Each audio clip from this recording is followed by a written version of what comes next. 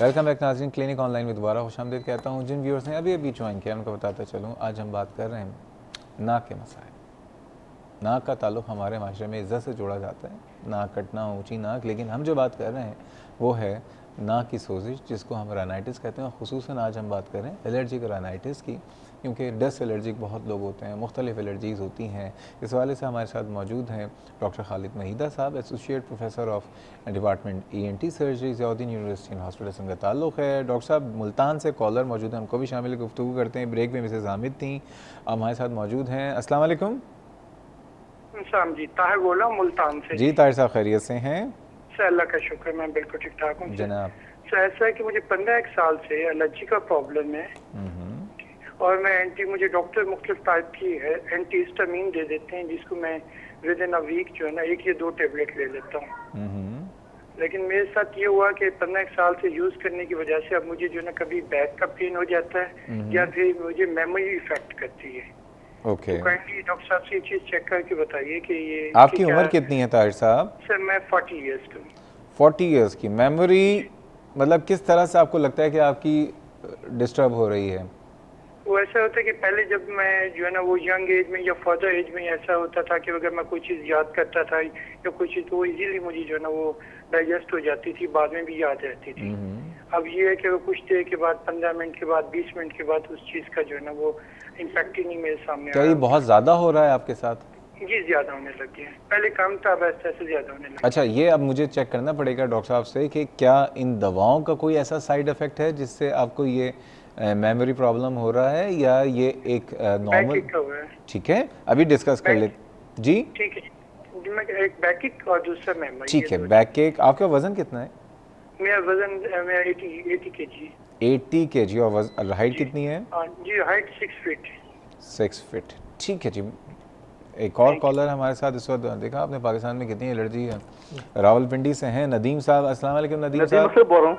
अस्सलाम वालेकुम नदीम साहब। डॉक्टर साहब क्या हाल है? ठीक है अल्हम्दुलिल्लाह, खैरियत से हैं? अल्लाह का शुक्र है जनाब। डॉक्टर साहब किसी मरीज को नाक की हड्डी टेढ़ी हो, उसके साथ साथ नजला जारी रहे, तो उसको किस उम्र तक प्रेशर करना जरूरी है? नाक की हड्डी अगर टेढ़ी हो और नजला हो तो क्या करना है? नाक की हड्डी नजला रहता है सारा साल, कीड़ा गिरता रहता है, नाक ही बंद रहता है, इसकी वजह से। ठीक है, तो इसका प्रेशर करना जरूरी है क्या? ठीक है, अभी डॉक्टर साहब से पूछ लेते हैं। Thank you. ठीक है, बहुत शुक्रिया, प्रोग्राम देखते रहिए। डॉक्टर साहब अब सवाल जमा है, 5 मिनट के लिए मैं चाहूँगा कि मुझे कॉल 5 मिनट के लिए ना दी जाए। ये बताइए, एलर्जिक राइनाइटिस की कितनी किस्में होती हैं? ये पूरे साल रहता है या सीज़न के साथ होता है, क्या होता है ये? जी, एलर्जिक राइनाइटिस की जो है 2 बड़ी किस्में हैं। एक सीजनल राइनाइटिस कहलाते हैं, जो चंद सीज़न के साथ, यानी विंटर सीज़न ख़ास तौर पर, या पोलन सीज़न जिसको कहते हैं, अभी स्टार्ट हुआ हुआ, जैसे अभी स्टार्ट हुआ है सर। ठीक है, तो ये सीज़न जो है एलर्जिक राइनाइटिस, ये सीज़न आता है और लोगों की तकलीफ़ होती है। उसी तरह के अलामात जैसे छींके आना, नाक बंद होना, पानी आना, आँखों में इरिटेशन होना, और ये सीज़न के साथ फिर चला जाता है। और उसमें भी काफ़ी दवाइयाँ खानी पड़ती है ताकि पेशेंट को सिम्टम्स ना हो।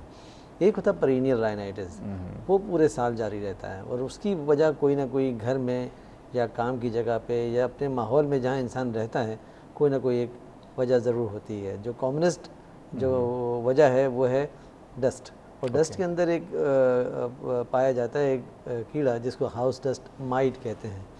तो ये अमूमन चादर पे, तकियों के ऊपर, कारपेट के ऊपर, जहाँ जहाँ डस्ट बैठ जाती है वहाँ पर ये बहुत ज़्यादा तादाद में। ये नज़र आता है? ये नज़र नहीं आता, ये माइक्रोस्कोपिक ऑर्गेनिज्म। ये क्या कैसे भी है, सोजिश करता है? स्किन में भी कोई प्रॉब्लम करता है? स्किन की भी एलर्जी अगर कोई प्रोन है तो उसको एलर्जिक डर्माटाइटिस, जिसमें ये अर्टिकेरिया वगैरह हो जाते हैं, जैसे मैप लाइक बड़े पैचेस हो जाते हैं, तो ये जिल्द पे भी असर कर सकता है वैसे।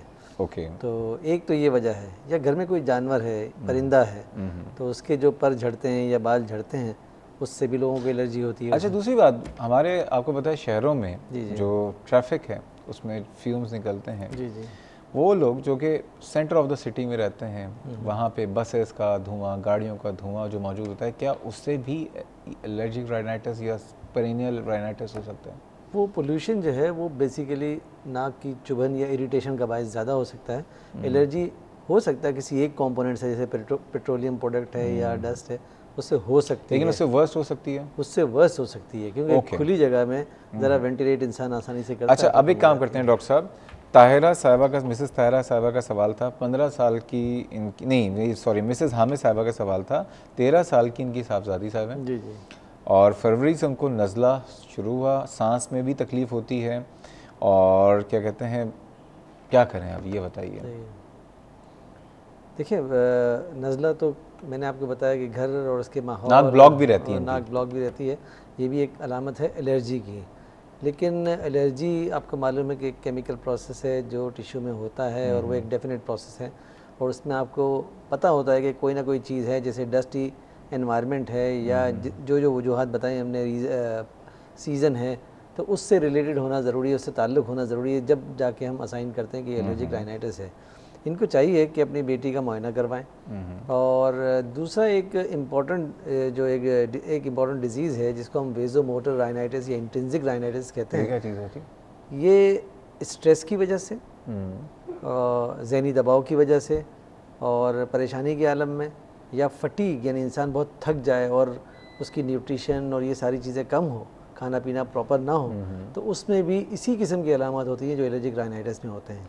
अगर किसी दबाव, किसी स्ट्रेस की वजह से, एक्साइटमेंट की वजह से, सर मुझे भी होना चाहिए फिर तो। होता है मतलब हम एज पाकिस्तान की शहरी कराची में जब रह रहे हैं, जो हालात हैं मुल्क के, हम सबको हो जाना चाहिए। हाँ, अगर आप सर्वे करेंगे तो काफ़ी परसेंटेज है जो नज़ले ज़ुकाम का शिकार रहती है और ये उसी को वेज़ोमोटर राइनाइटिस कहते हैं। उसमें एलर्जन कोई नहीं होता, एलर्जी कोई फैक्टर नहीं। तो कैसे डिफ्रेंशिएट कैसे कर सकते हैं कि अगर एलर्जिक है या ये किसी एलर्जिक स्ट्रेस से? एक तो क्लिनिकली होता है, यानी हम पूछते हैं, सवालात पूछते हैं, उनको मौका देते हैं कि वो गौर करें कि घर में कौन सा फैक्टर है जिसकी वजह से उनको एलर्जी होती है, तो कोई ना कोई पॉइंटर मिल जाता है। फिर उनकी सोशल हम मालूम करते हैं कि जॉब का स्ट्रेस तो नहीं है, फटीग, ओवर फटीग, रात को सोना ठीक नहीं है, दिन में काम काज है, आराम नहीं मिलता है जिस्म को, उसमें नज़ला हो जाता है। फिर नहीं, ऐसा होता है जैसे किसी को फॉर एग्जांपल घर में स्ट्रेस है, घर में नज़ला हो रहा है, बाहर गया सही है, या किसी को ऑफिस में स्ट्रेस है, तो इसमें क्या ऐसा जो आपने जो कहा वेज़ोमोटर राइनाइटिस, इसमें ऐसा हो सकता है? इसमें हो सकता है, इसमें कि किसी एक एनवायरनमेंट में अगर वो स्ट्रेसफुल है, अगर वो स्ट्रेस से निजात मिल जाती है तो नज़ला ठीक भी हो सकता है। तो ये अपनी साहबजादी के लिए क्या करें आप? ये साहबजादी के लिए ये करें कि वो पहले एक किसी ENT अपने शहर में हैं, उनसे कंसल्ट लें, उनसे बात करें, उनको बच्ची को दिखाएं, मुआयना करवाएं। अगर वो डायग्नोस कर लेते हैं एलर्जिक राइनाइटिस तो वो मशवरा देंगे आपको कि कौन कौन से एलर्जन हैं, इनको अवॉइड करना चाहिए, कोई स्ट्रेस फैक्टर है तो उसको अवॉइड करना चाहिए, कोई ना कोई हल निकल आएगा। क्योंकि ठीक है, दवाएं तो ठीक है। हमें ट्रीटमेंट में जब जाएंगे तो फरीन साहब आपके सवाल का जवाब देना है, बिलाल साहब आपके सवाल का भी जवाब देना बाकी है, ताहिर साहब और नदीम साहब आपके सवाल का भी जवाब देंगे। लेकिन एक नए कॉलर मौजूद हैं हमारे साथ, मिसेस फरा हैं। अस्सलाम वालेकुम। अस्सलाम वालेकुम डॉक्टर साहब, कैसी हैं आप? ठीक हैं? वालेकुम अस्सलाम। अल्लाह का शुक्र है, आप सुनाएं? अल्हम्दुलिल्लाह जनाब।